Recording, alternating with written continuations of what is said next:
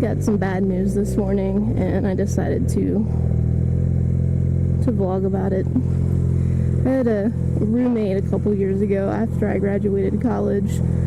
He was still in college. We were both in the chemistry program, and I always kind of, now the Big Bang Theory is kind of a thing.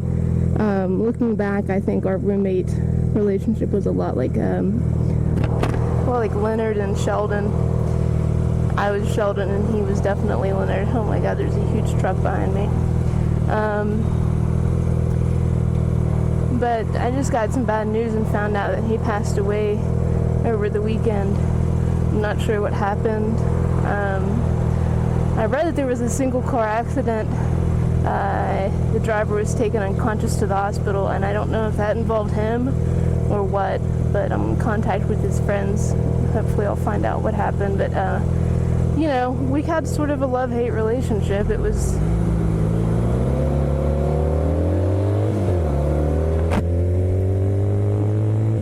sort of drove each other nuts, but we sort of looked out for each other too.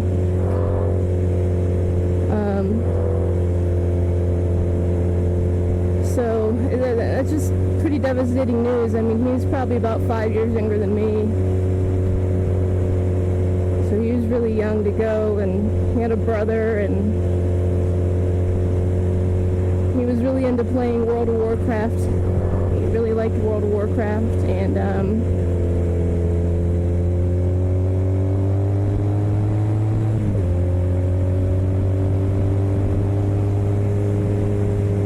play that, all the time, and he had this really nice computer to play it, and he had, really nice sound system and everything. He would play this 80s music, and he would sing along to it, and he couldn't carry a tune in a 10-foot bucket. He was awful, but he was funny, though. He'd make these pizzas. He loved to cook, and not that I'm one to criticize somebody's cooking. He wasn't a great cook, but he tried and he did his best, and it was just such sad news to find out that this happened to him. So sad for his family.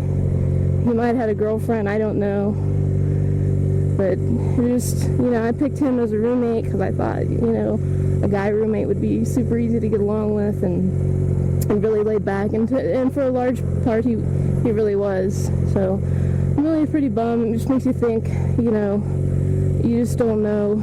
You don't know how long you have, and just, it's trite, but tell people that you love, that you care about them, because you don't know if they're going to be here, or you're going to be here the next minute. You never do know. So I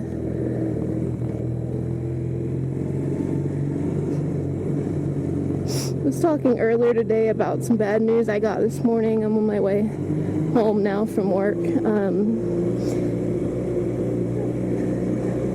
Bad news I got was that my college roommate had passed away this weekend, and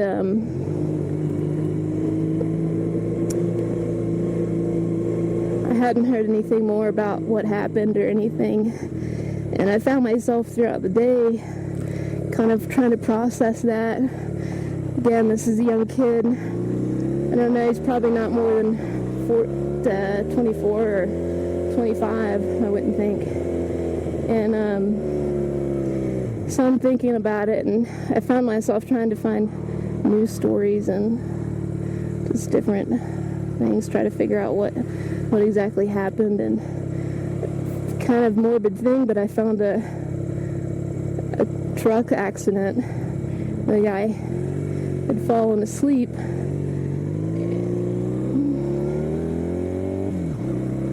and had hit a pole in the interstate, and I thought, well, that could be it.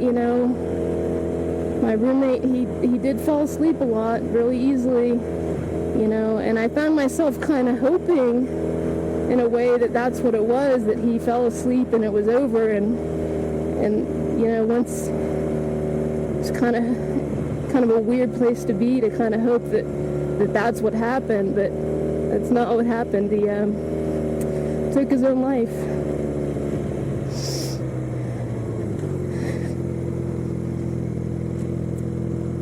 And I'm pretty emotional about it.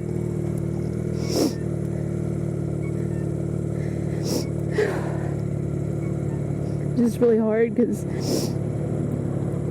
you know, I got to know him pretty well, living with him for the about 2 years that I lived with him, and I feel like I should have, you know, checked in on the guy more, or, you know, we were friends on Facebook and whatever, and I talked to him periodically, but people, you know, they get busy with their own lives and stuff, and I thought he had a girlfriend and stuff, and he's just such a nice kid. But he had, you know, he had highs and lows, and he had, you know, probably had depression. I know he had issues with ADD and learning and stuff that he struggled with, but, you know, I have depression as well, and, you know, it's just could happen. You know, people think, well, I'd never do that, or I don't understand how anybody could, or start to kind of pass all these judgments on somebody for that, and it's certainly easy to do that and think that way, but, you know, until you've really been there and you've really had that very real, very serious depression like that, you don't know how far down people can get, and you don't really, you just can't imagine it, you know.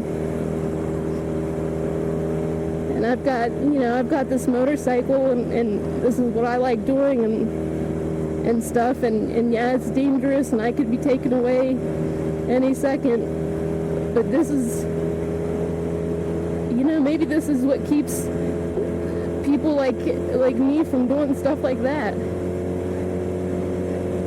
I've got another buddy of mine that, you know, he says basically just that, you know. He was that way, and he thought of those things, and he was going to do it, and the motorcycle saved him, and,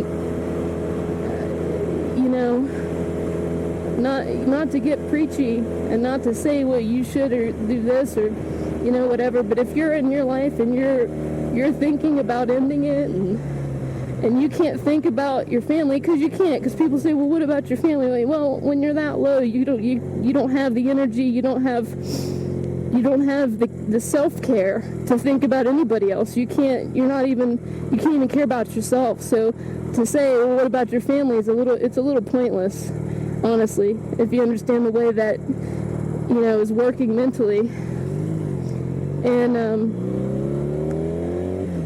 so it's not even about considering your family. It's not about, you know, telling you to do this or do that. It's just about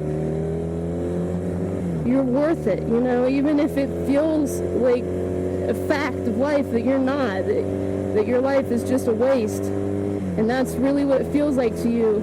That's mental illness. That's your brain chemistry pulling a fast one on you is what that is, and you got to tell yourself that it'll change, and maybe it doesn't feel good now and stuff, but it can change.